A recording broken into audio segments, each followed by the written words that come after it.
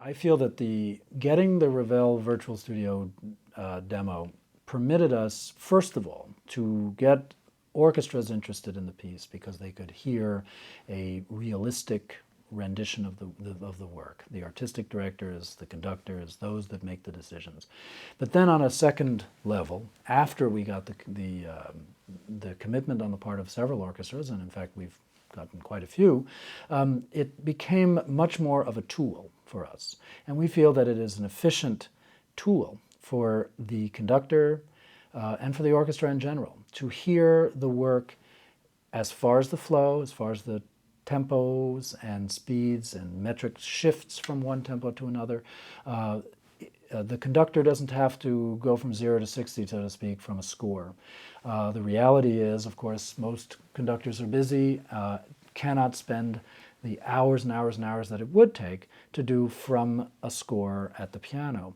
The recording that we have from the Ravel Virtual Studios is going to allow a conductor to really hear the general natural flow of the piece as I had anticipated it. I think more than I expected. It also allowed me to start figuring out balancing.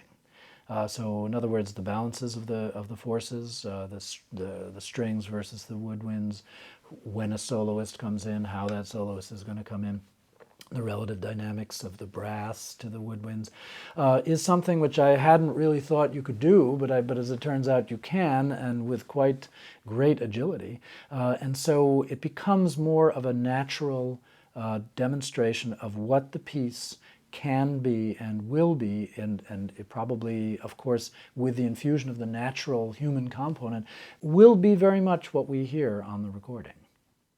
Having this recording at our disposal has allowed us to explore multiple orchestras. We've gained phenomenal interest in the piece through having sent the score, the orchestra, the score and the recording to the orchestra.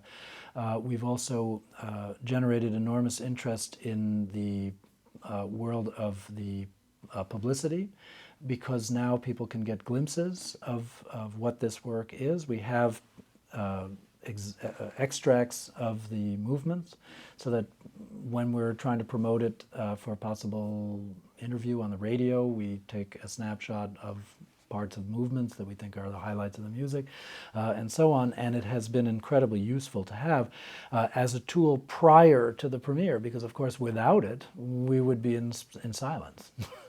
And with it we can at least, of course, understanding that it is an electronic format, nonetheless get people excited about this piece prior to the performance. That's a very useful thing.